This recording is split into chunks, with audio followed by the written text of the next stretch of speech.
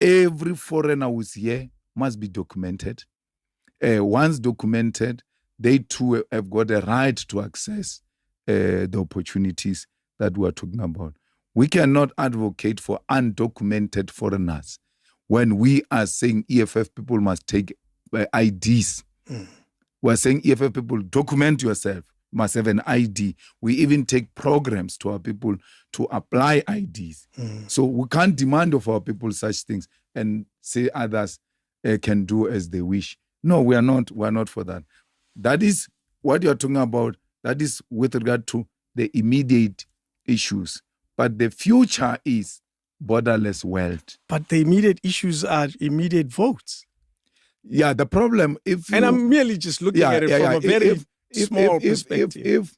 If you are going to narrow your politics on vote, you'll leave, you'll disappear.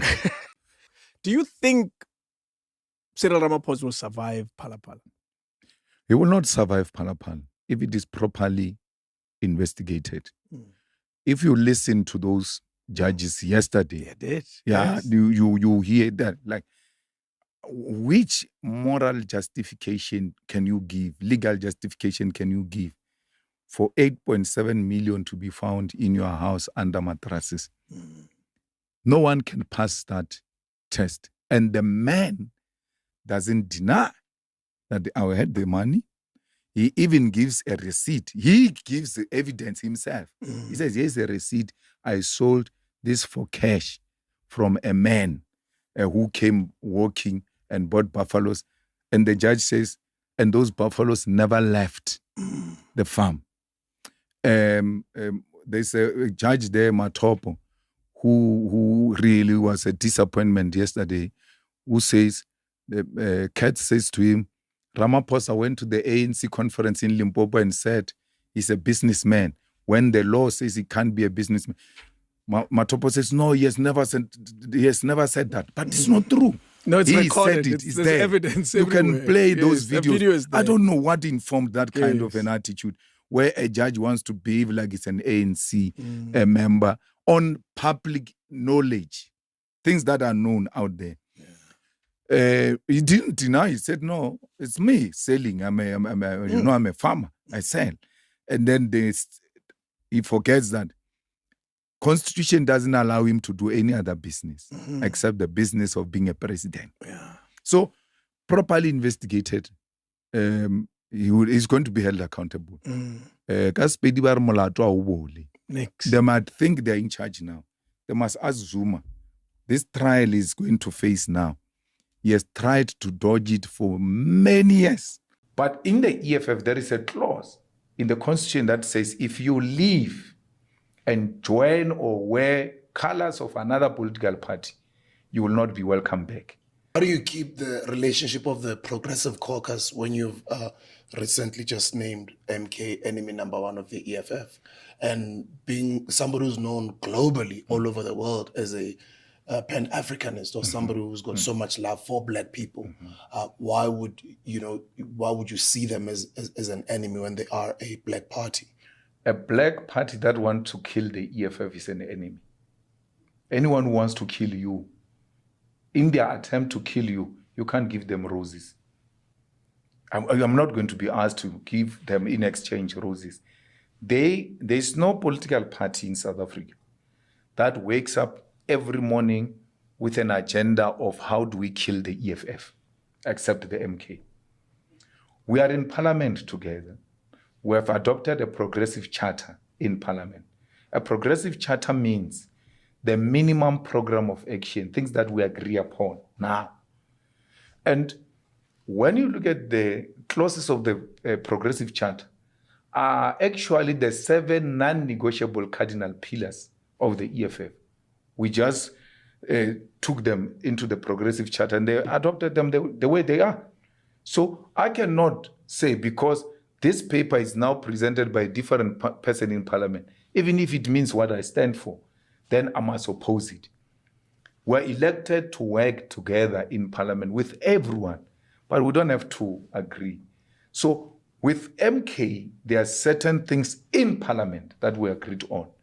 And till to date, even when we've declared them an enemy, we're still working together on any matter that we agree on.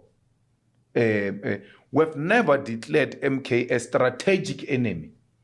It's an enemy as in our quest to defeat white monopoly capital, there will be black Bantu stands that stand in between us and the apartheid white. So we're in the politics of liberating the mind of an African child. And a liberated mind can never look for a slave job. It will look for ownership of land, banks, and the mines. And ours is longevity. It's a generational mission. This one we're using of election is another means within which we can capture the state power and implement things that are beneficial to our people. But election is not the alpha and the omega of politics. It's one portion. Our struggle is to politically conscientize our people. Conscientized people will know that the future is borderless continent of Africa. And they saw that we can govern, and we can govern beautifully without being corrupt and all of that. Now, we've got the buy-in. Let's implement our program of action. No, it's not done.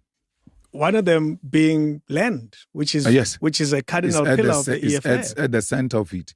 Actually, at CODESA, one of the most heated, difficult commission was the Commission on Land, where radicals in the ANC were saying the land must be returned back to the people. And this ones came with willing buyer, willing seller, and then Ramaphosa called it a compromise. He called it a compromise. Yeah, I mean, he was at the center of negotiating. Remember, this thing has been a project. Every time they want to concoct something, they call him to work out something on how we can still retain what we have and give an impression that they too will get. That's why Blade was saying he's a skillful negotiator. They trained him, but they trained him on how to fool black people. Yeah, he has always managed us. Yeah. So they came with those things of willing buyer, willing seller, knowing very well that they will not be willing to sell. So even if you are willing to buy, you can have all the money you have under mattress and everywhere and say you want to buy land. The person you are buying from should be willing to sell. So we are lucky not to have been killed. But what they did to us was attempted murder. It's an equivalent of, if they had a way, they would have gotten rid of us. So you can't share trenches with people like that.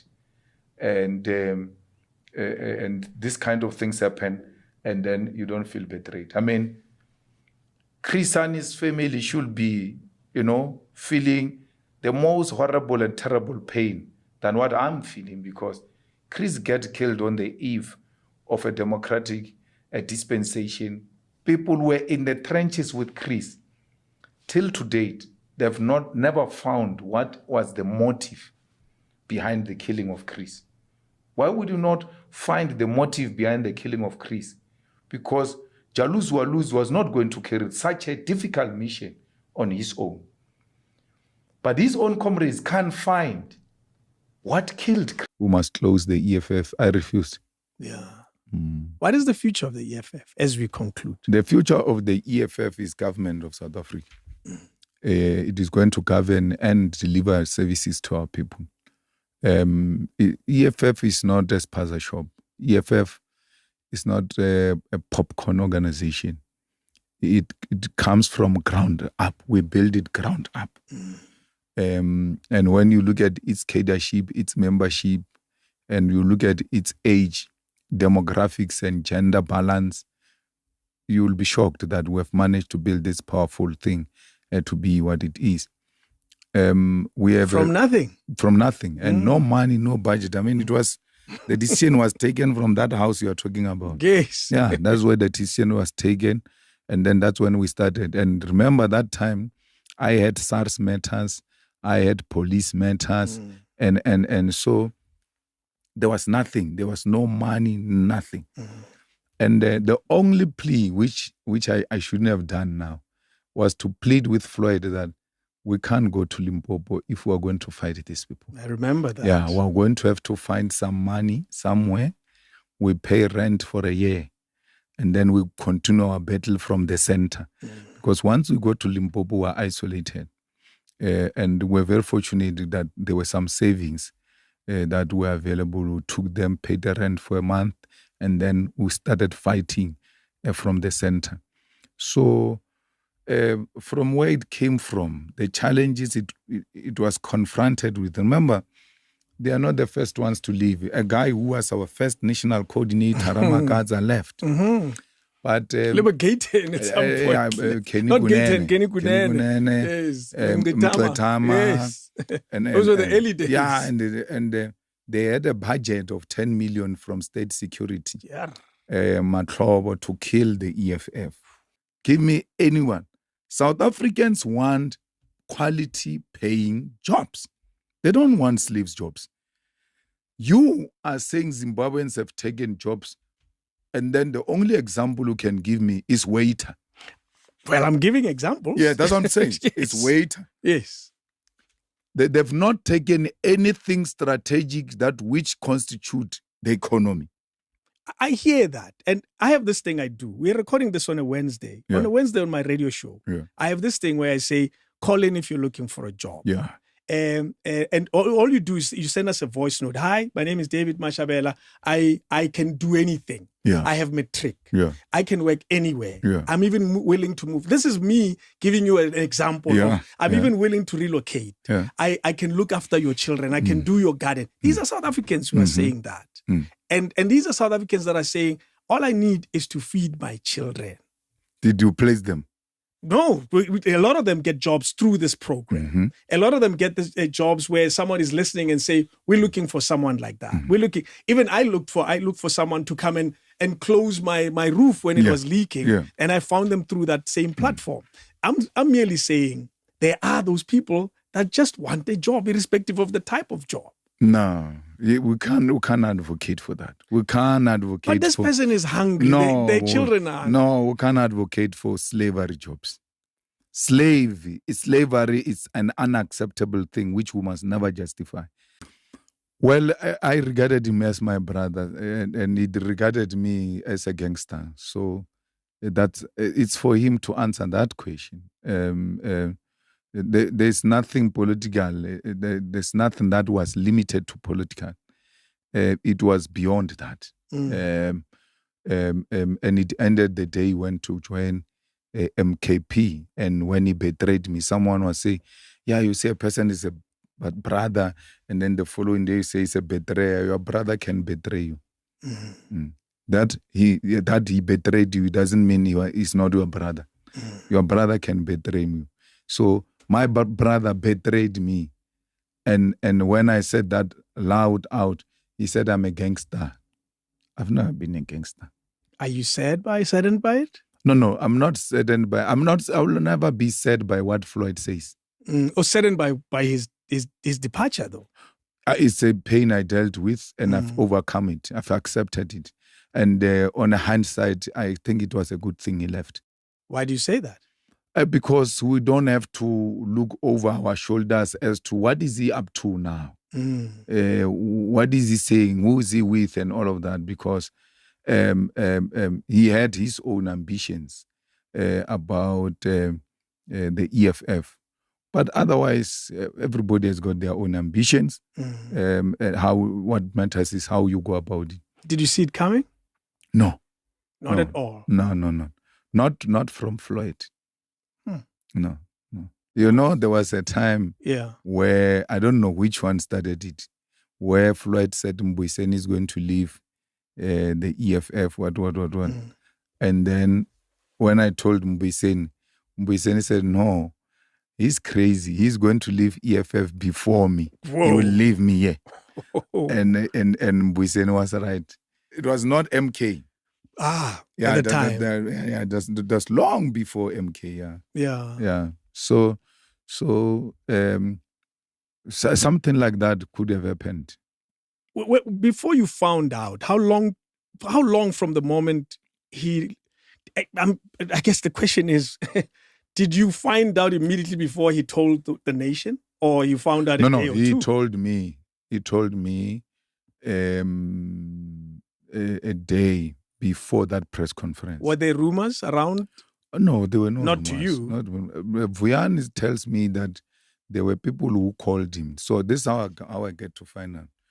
Vuyan calls me, says, man, there's this thing of Floyd which came last week. I dismissed it because I thought it was because of NPA that we are going to conference. They're starting to badmouth him on. But it looks like it's real because there is a letter. It did not have less than 10,000 people. Mm. The people who left the EFF, they are not more than my two hands. And those are individual people who have taken a decision to do so. It is their individual right, and there's nothing I can do about it. Mm. But the EFF remains intact, and there's no mass exodus in the EFF. There is mass entrance in the EFF, entering of the EFF. Our membership system receives new applications on daily basis. Those who left us have not taken anything from us.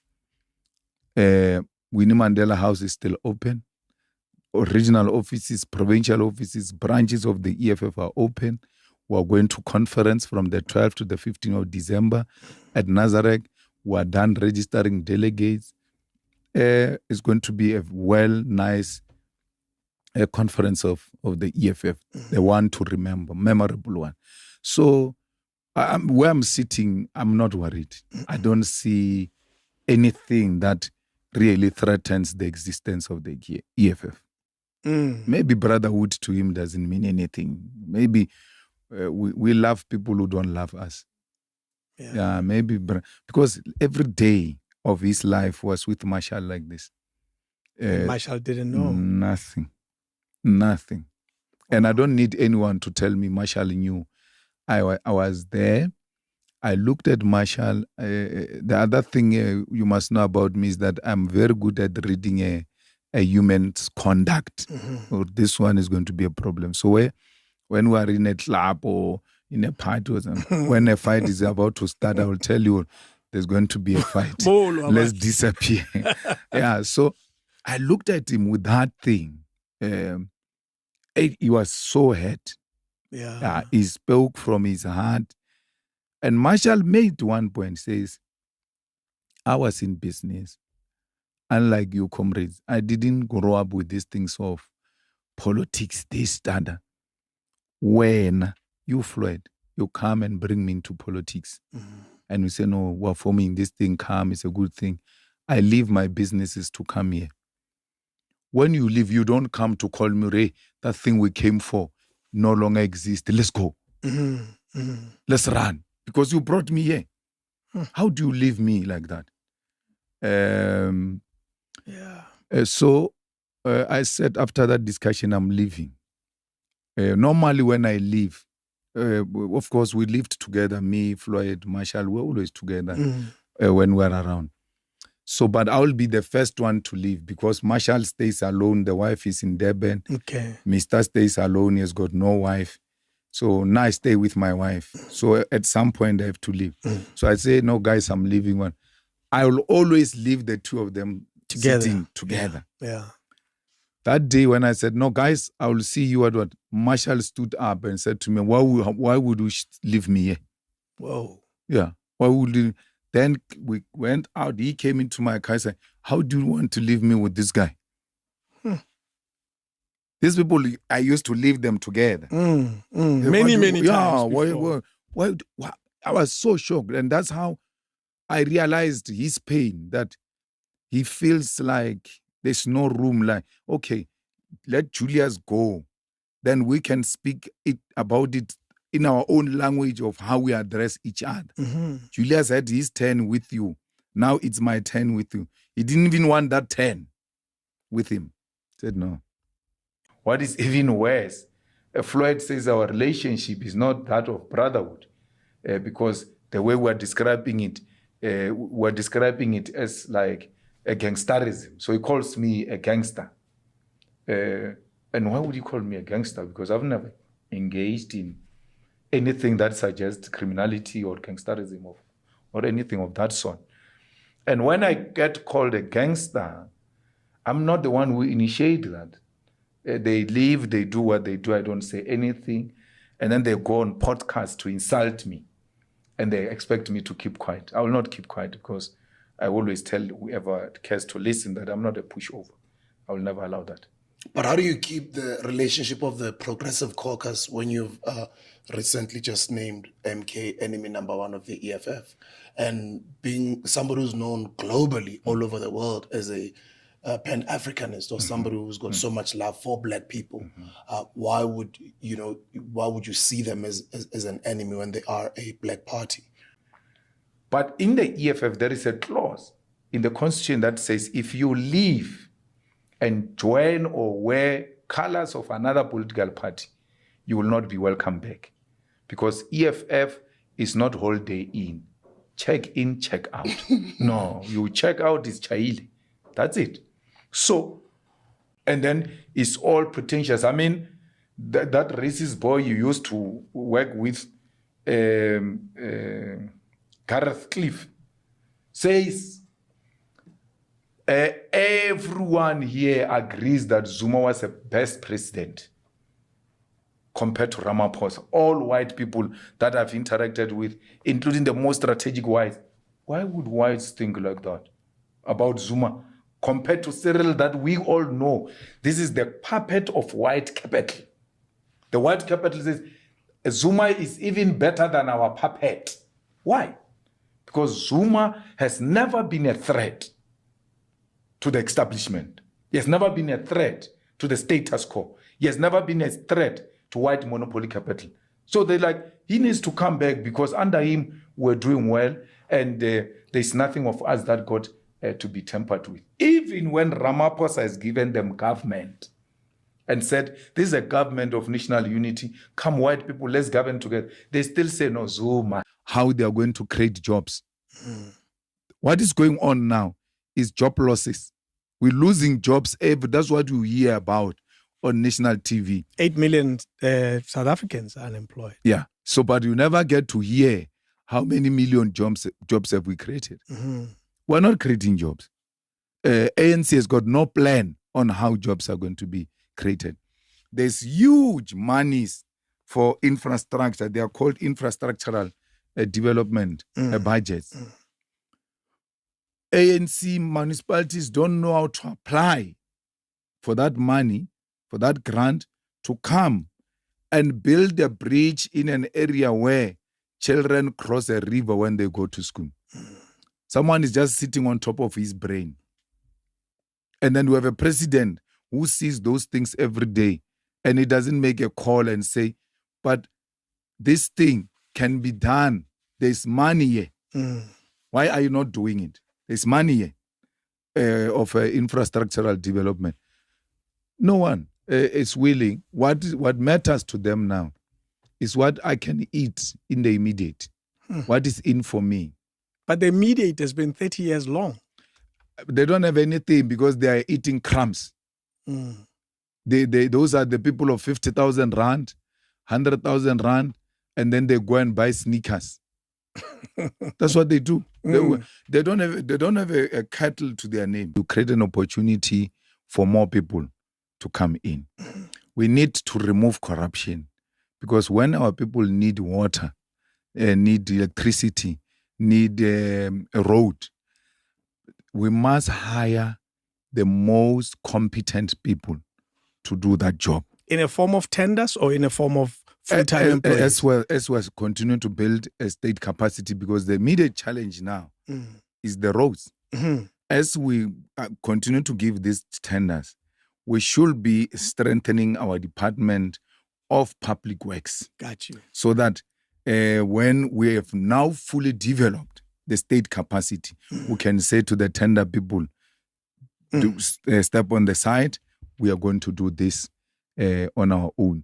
I mean, why are we not doing things that are demanded of us every day on our own? South Africans believe, whether you agree with me or not, it's neither here nor there, They agree that foreign nationals are taking their jobs. That is a statement that an average South African is likely to make. What do you do for a living? I'm a politician. I'm a member of parliament. Ooh. I'm a bit worried about you checking your phone in the morning. Why? You're supposed to be spending quality time with me. Nah. I have to check my phone because work. 24/7. Yeah. Politics don't sleep. As we're sleeping, US is up. So when are China we is up. Korea's up? Yeah. So you have to wake up and check. I'm demanding, hey. Uh-huh. I'm very demanding. When are we going to go to the spa, you and I? You tell me date. But as long as it's after working hours. And none of the MK policies are anywhere close to the EFF policies. What is Pan-Africanism about MK and about Zuma? Zuma had all the time to unite black people. Why isn't Zuma united black people?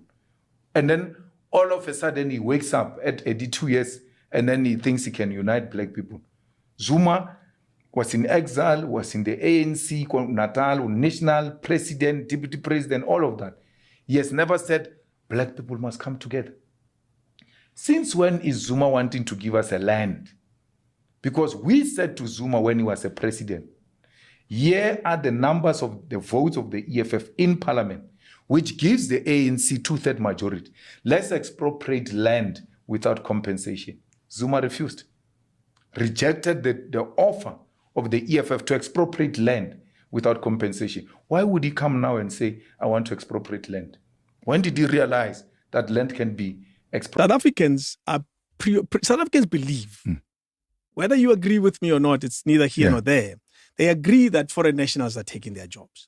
That is a statement that an average South African is likely to make. I asked this community of people who watch this video to send me questions, and that's like it came up 100 times. South Africans believe that foreign nationals are taking their jobs. Tick. South Africans believe that foreign nationals are killing their children. Tick. Whether you believe it or not, it's neither here nor there. Whether you agree with it or not, and we know, you and I will agree that people vote on perception. Yeah. If they like you, even if you're talking nonsense, they like you. They are likely to vote for you. Donald Trump won on borders. Gayton McKenzie is in parliament now on borders. You're saying open them up.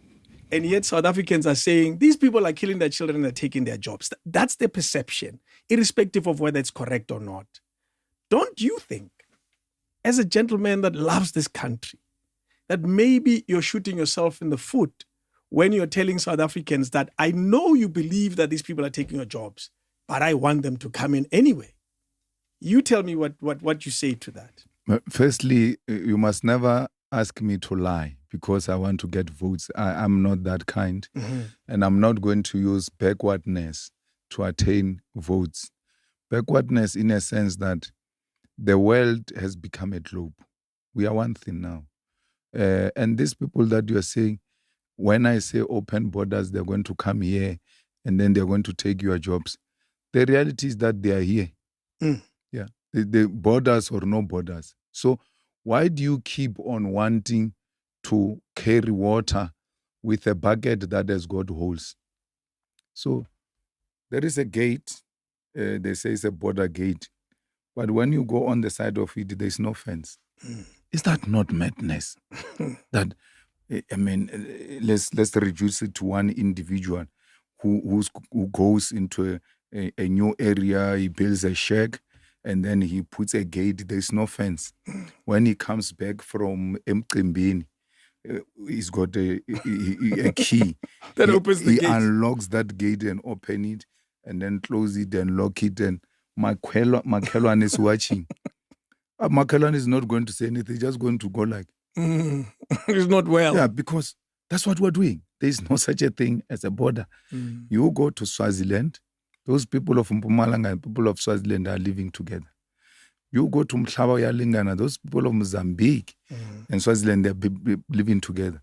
Nelspruit, Mozambique, Zimbabwe, South Africa. And I'm telling you that we are the biggest, we are the biggest part of this country that receives the biggest of these people. Mm-hmm. But we have never engaged in xenophobic attack. In Limpopo, agrilela kama Zimbabwe, batsena through rina, batsena ba they come down there before they go to period, anywhere else. before they come to you guys. We don't have a problem with them. Yeah. Because we have come to accept that these people are here.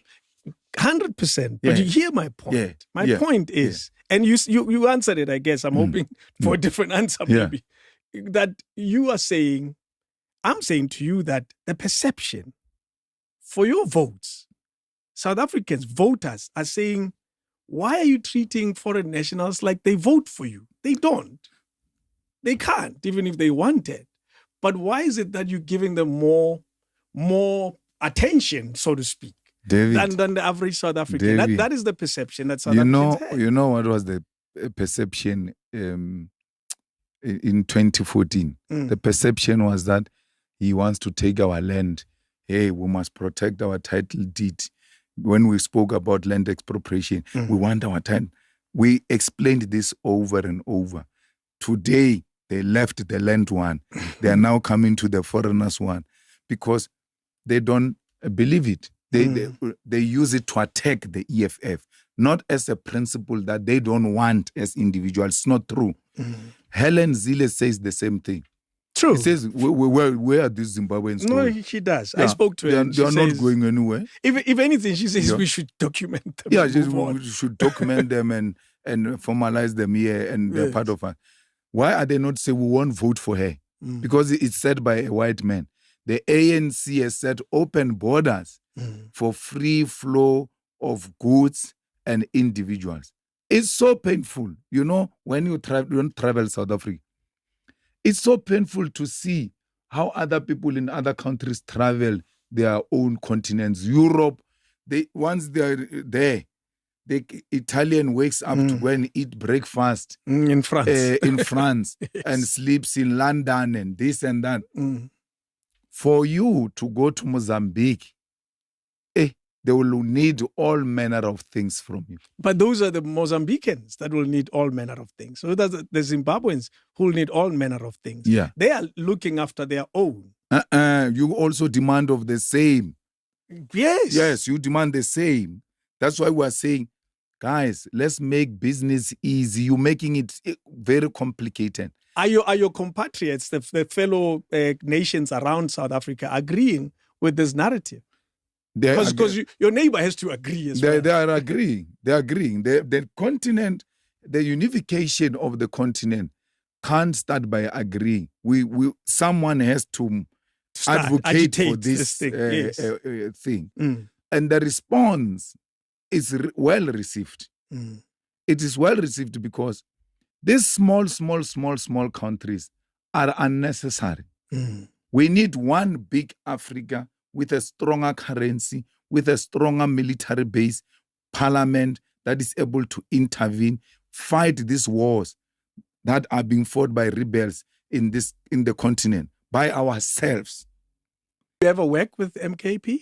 Yeah, I don't have a problem with working with MKP. We work with MKP in parliament. We share ideas and all of that, but it doesn't make them an alliance. Okay. Don't come